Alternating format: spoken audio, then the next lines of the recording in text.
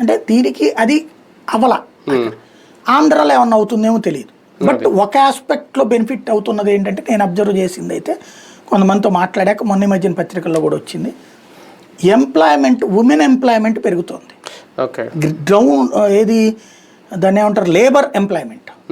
Like మొన్న కర్ణాటకకి సంబంధించి చూశాను, ఎట్లాగా అమ్మాయికి 20,000 జీతం వచ్చేద్దట, 5-6 కిలోమీటర్ల దూరంలో ఉండేది, అక్కడ దాకా వెళ్ళడానికి బస్సు ఈ తతంగం అంతా ఎందుకని వెళ్ళేది కాదు, ఆఫీస్లో మొత్తం అయ్యేటప్పుడు 10-12 వేలు దీనికి అయిపోయేదట, అందుకని వెళ్ళేది కాదు. ఇప్పుడు రెగ్యులర్గా జాబ్ చేస్తుంది. ఇట్లాంటి వాళ్ళు 23% ఉన్నారట. అంటే ఇప్పుడు మనకి ఇవాళకి కూడా మన ఇళ్లలో పని మనుషులు వీళ్ళు కావాలంటే ఎక్కడో వేరే చోట నుంచి రాగలరు, కానీ ఈ ట్రాన్స్పోర్టేషన్ మన ఆటోల్లో వస్తే గనక దోలు తీరిపోతుంది. కాబట్టి వాళ్ళు మనకు దొరకట్ల పనికి.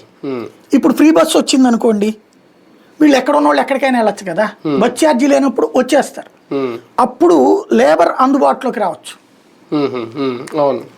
ఆ విధంగా మహిళల ఎంప్లాయ్మెంట్ పెరిగే అవకాశం. కానీ రద్దీ కూడా పెరుగుద్ది. అంటే ఫర్ ఎగ్జాంపుల్ హైదరాబాద్ ఉందనుకోండి, ఆల్టర్నేటివ్ మెట్రో ఉంది.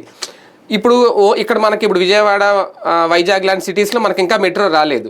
అటువంటి నేపథ్యంలో ఏంటంటే రద్దీ పెరిగితే మీరు అన్నట్టు ఉమెన్ ఎంప్లాయ్మెంట్ వాళ్ళు కూడా ఇబ్బంది పడతారు. వాళ్ళకి ఆల్టర్నేటివ్ ఉంటే డబ్బులు ఖర్చు పెట్టి ఎక్కేస్తారు. మనకి ఇక్కడ ఆల్టర్నేటివ్ లేదు, ఖచ్చితంగా బస్సు ఎక్కాలి, లేదంటే ఏ ఆటో అంత స్తోమత ఉంటుందా, అప్పుడు ఇబ్బంది కాదు.